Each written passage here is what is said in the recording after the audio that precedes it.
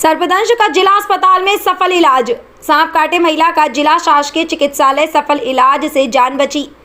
आपको बता दें कि बेमेतरा जिले में बाढ़ के बाद अब सर्पदंश की घटनाएं बढ़ गई हैं। ग्रामीण इलाकों में सर्पदंश होने पर ज़्यादातर लोग झाड़ फूंक के चक्कर में पड़ जाते हैं, जबकि ऐसा बिल्कुल नहीं करना चाहिए।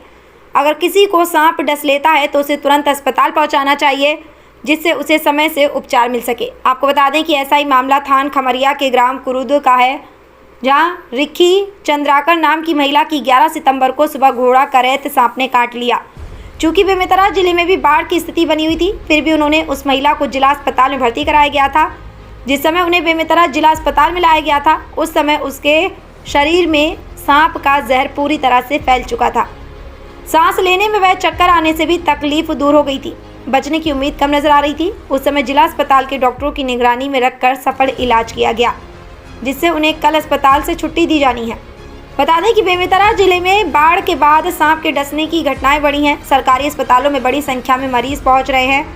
डॉक्टर खगदेव साहू ने बताया कि सांप के डसने पर घबराएं नहीं, बल्कि जितनी जल्दी हो सके अस्पताल पहुंचें। हर सांप जहरीला नहीं होता, मात्र 10% ही सांप जहरीले होते हैं, जिनके काटने पर अगर समय से इलाज नहीं मिलता तो जान जा सकती है। एमडी डॉक्टर खगदेव साहू ने बताया कि किसी को सांप डसता है तो घबराएं नहीं, बल्कि धैर्य बनाकर रखें। अक्सर सांप डसने पर लोग उस हिस्से को कसकर बांध देते हैं, जो गलत है। बांधना नहीं चाहिए, जो घातक हो सकता है।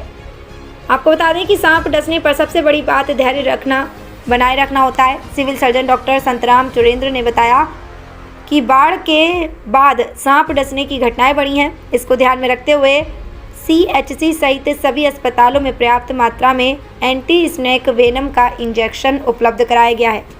चंद्राकर थान खमरिया कुरुद। कैसे आए थे?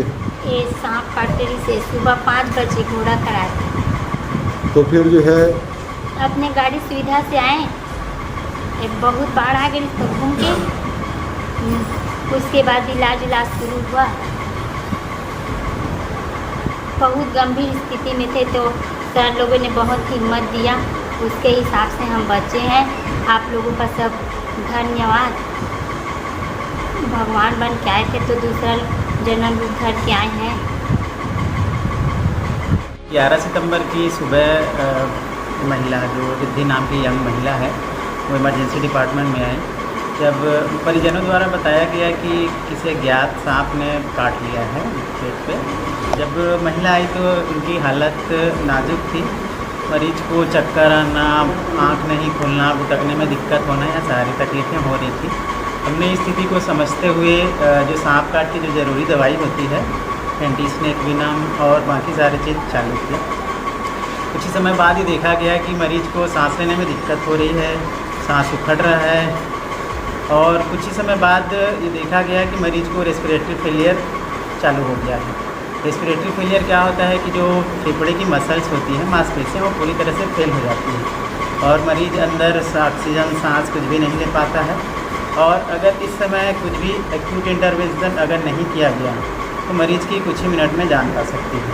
हमने स्थिति को समझा और तुरंत सांस नली डाल के वेंटिलेटर की व्यवस्था करके वेंटिलेटर पर रखा गया। उसके बाद जितना भी प्रॉपर जो मॉनिटरिंग है और जो भी मरीज़ के लिए ज़रूरी था वो किया गया। 2 दिन मरीज़ वेंटिलेटर पे रही।